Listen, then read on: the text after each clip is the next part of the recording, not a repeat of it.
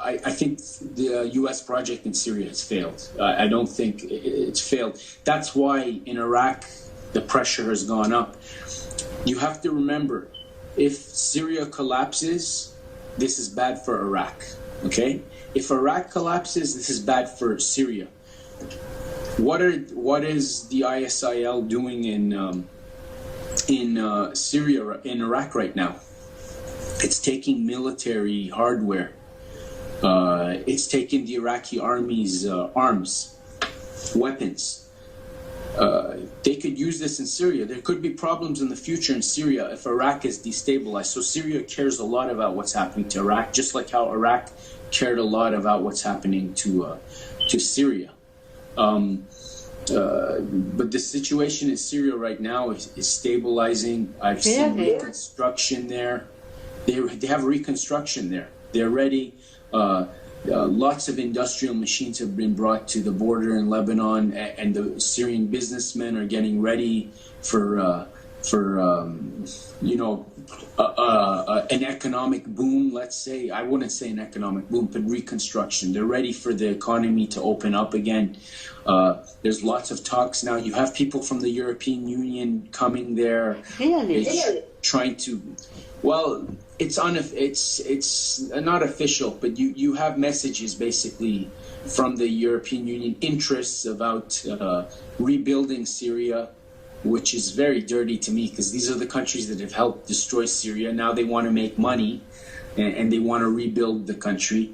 That's why the Syrians have said several times that we're not going to give reconstruction contracts to countries that have destroyed our country. So we're going to give it only to our friendly countries. So we'll give it to countries like Russia, Brazil, Iran, China, India, Venezuela. These are the countries that will be involved in the reconstruction process in our country. So it won't be countries like the United Kingdom or France or the United States or Turkey that have helped create the crisis in Syria. They're still fighting. But the feeling here is that the government cannot deal with all these terrorist groups who are fighting in Syria. Isn't it like that? No, no, it's not like that anymore. Number one, you have to remember that these people, they're fighting in Syria. They don't hold territory most of the time. They come, they shoot somewhere, and they disappear.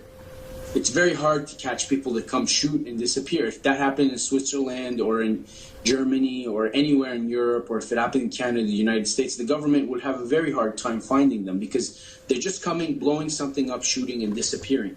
It's not a conventional war. That makes it very hard.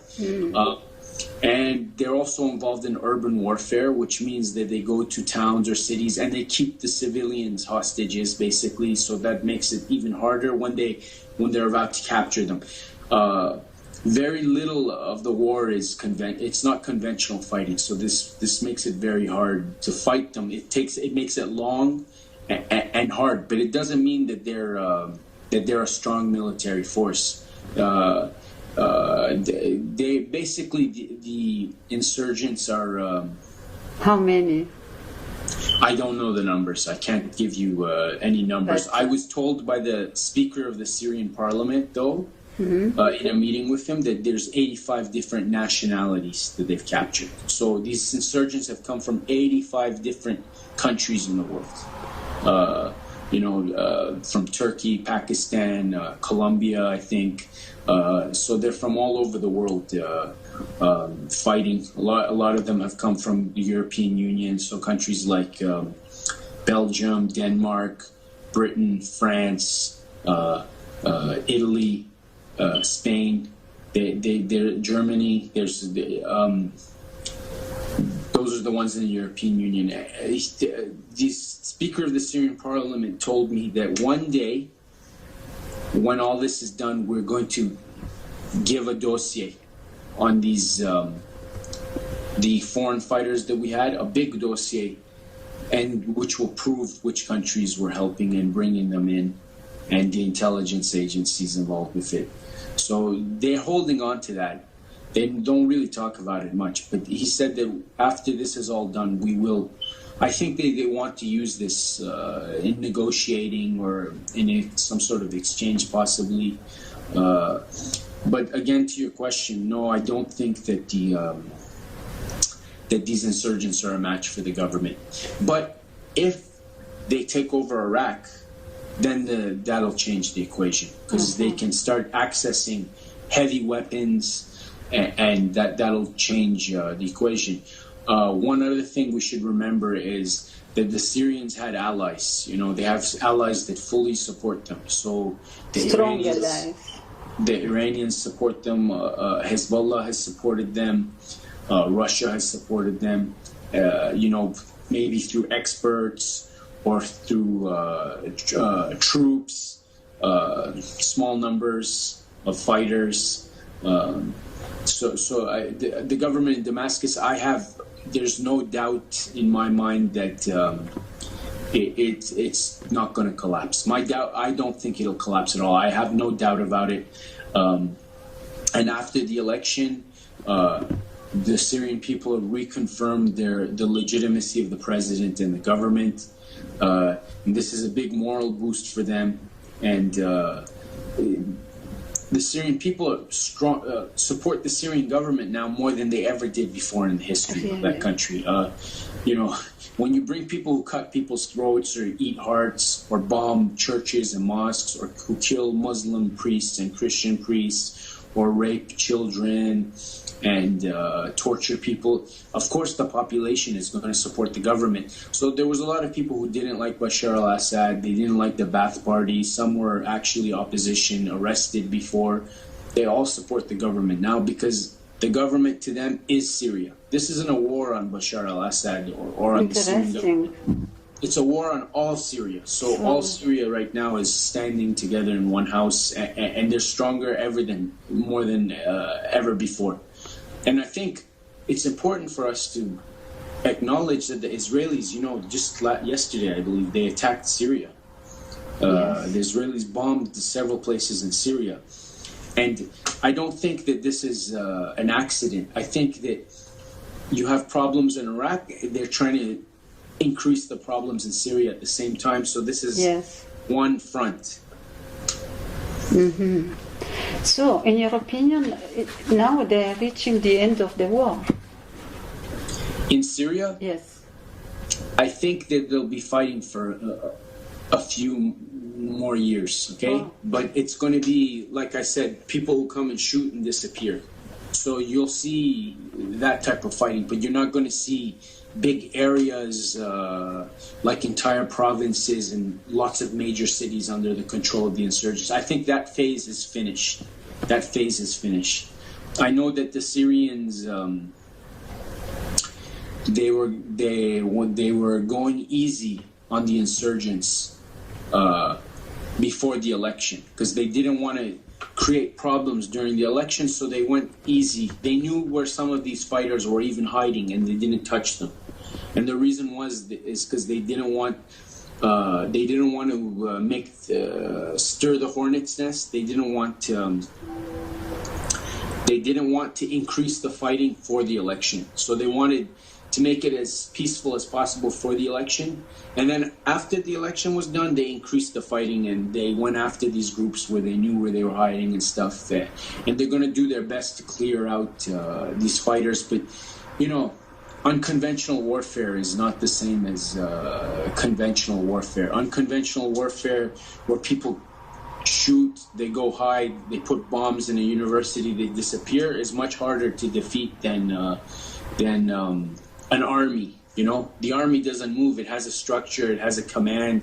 It has a headquarters. It has it has territory. These guys don't have real territory.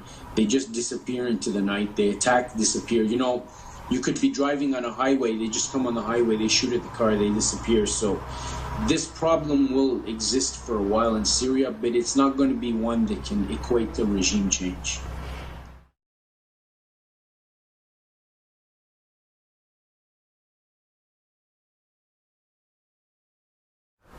Well, Bashar al-Assad,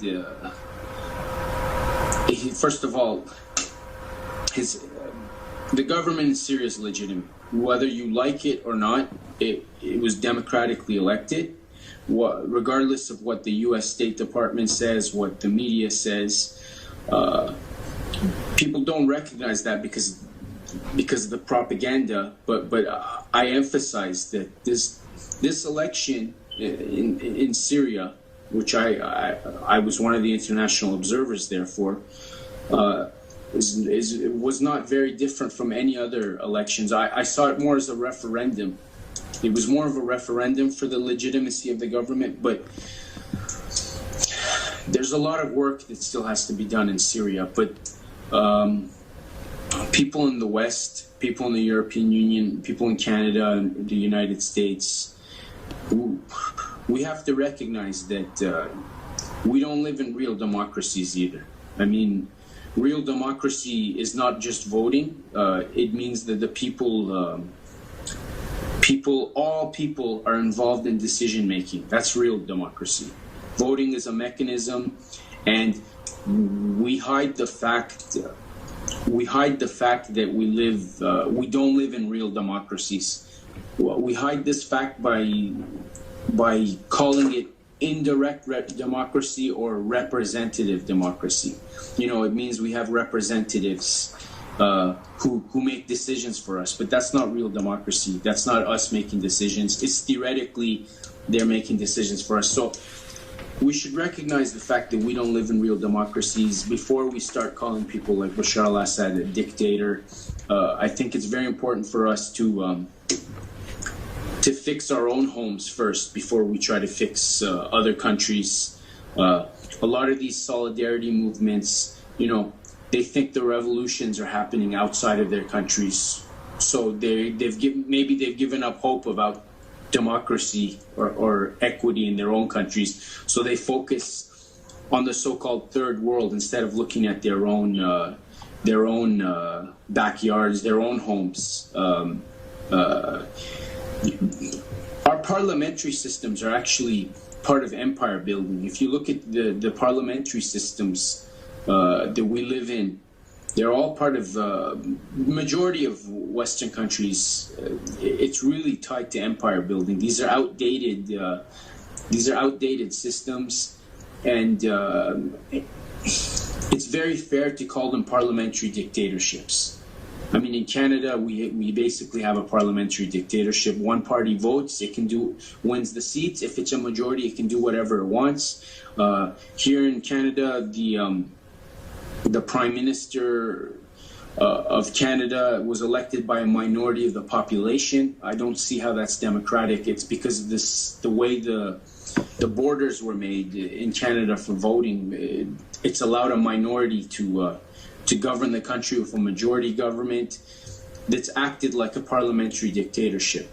So people can call Bashar al-Assad a dictator all they want, but they should, if they really believe that, they should fix the dictatorships they live in first before they try to fix something, another country. I think the Syrian people should be the agents. The Syrian people are the ones who make decisions for their own country.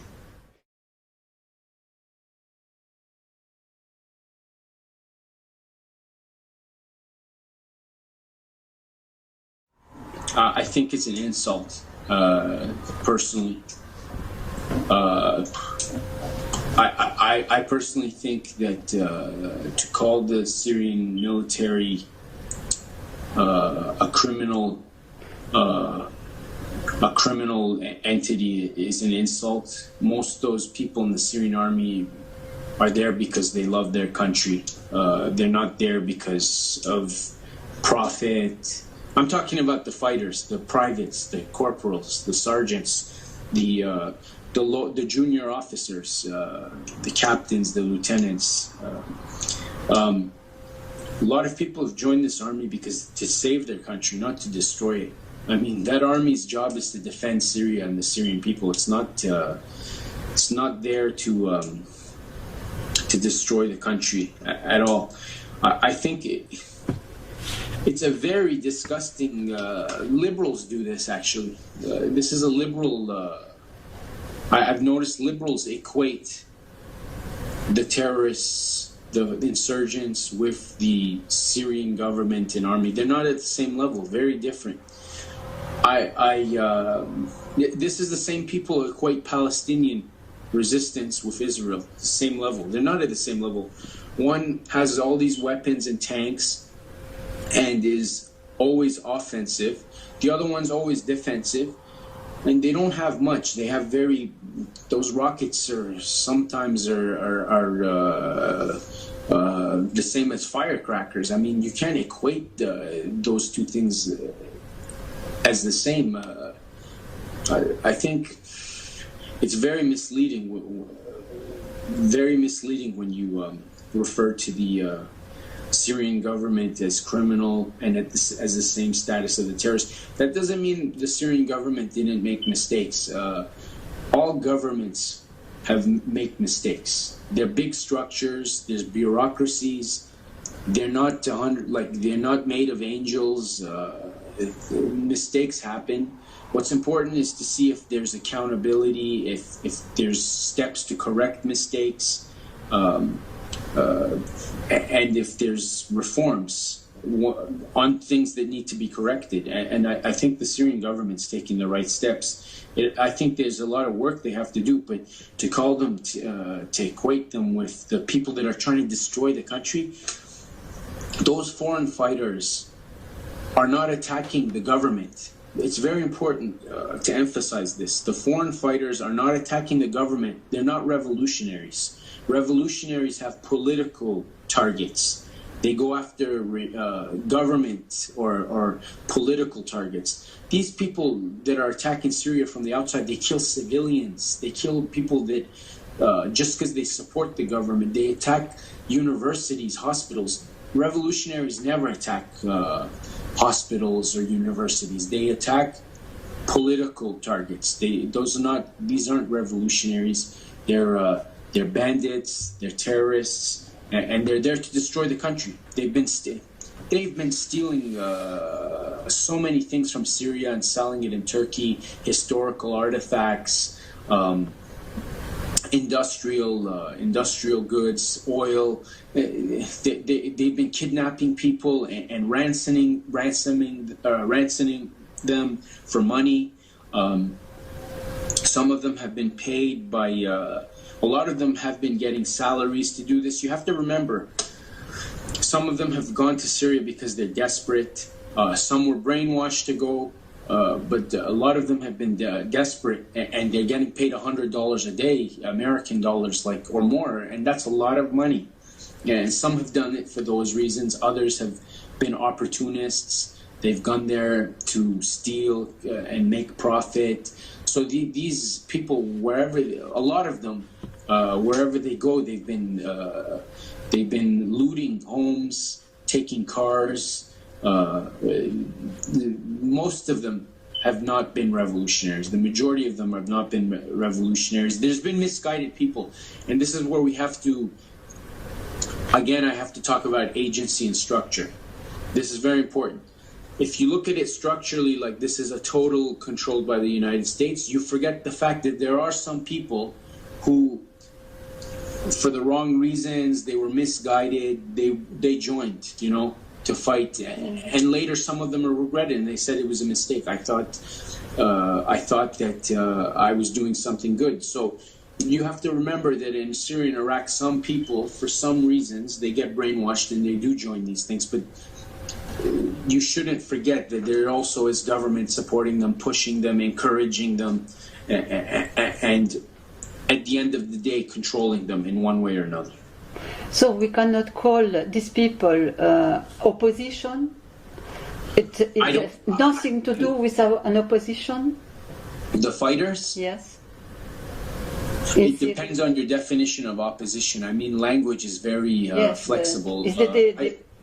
I would call them legitimate opposition. They're not legitimate. Illegitimate, yes. Because they've targeted the legitimate. In Syria, people forget that there has always been a legitimate opposition. Many of them have gone to jail multiple times, and most of them stayed in the country. And that legitimate opposition now supports the government. Okay? I remember when members of the legitimate opposition in Syria went to meet the foreign-supported opposition. They had a meeting in Cairo. The leader of the Syrian National Council, the foreign-supported opposition, which is not legitimate, was Borhan Gailyoun at the time, I think. He met with the leader of the internal opposition in Syria. What happened to the leader of the internal opposition in Syria? They were attacked. They were attacked in Cairo by the supporters of the foreign-supported opposition. They wanted to have a memorandum. They made a memorandum together, and after a few hours, the memorandum was withdrawn because the leader of the Syrian National Council wasn't allowed to make decisions by himself. There was foreign involvement because the internal opposition wanted to oppose the government, but it didn't want foreign intervention. It was totally against foreign intervention or an attack on the country. And so no joint memorandum was produced. Usually, the supporters of the foreign opposition, foreign-controlled opposition, they attacked the legitimate opposition, and they slandered them and labeled them, and they called them regime supporters.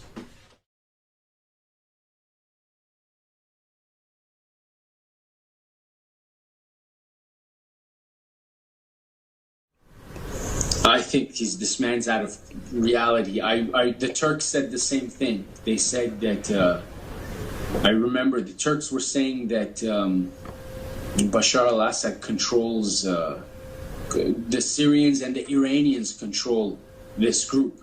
Oui.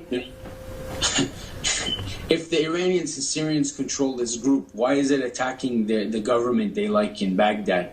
So the Iranians want Maliki to fall? I mean, that doesn't make any sense. These people are blaming the victims. They're blaming, these people are the criminals themselves. The foreign minister of France is one of the criminals himself. He's blaming the victims. He's one of the perpetrators. His country is one of the aggressors here. They want to blame the victims for this. The United States is doing the same thing.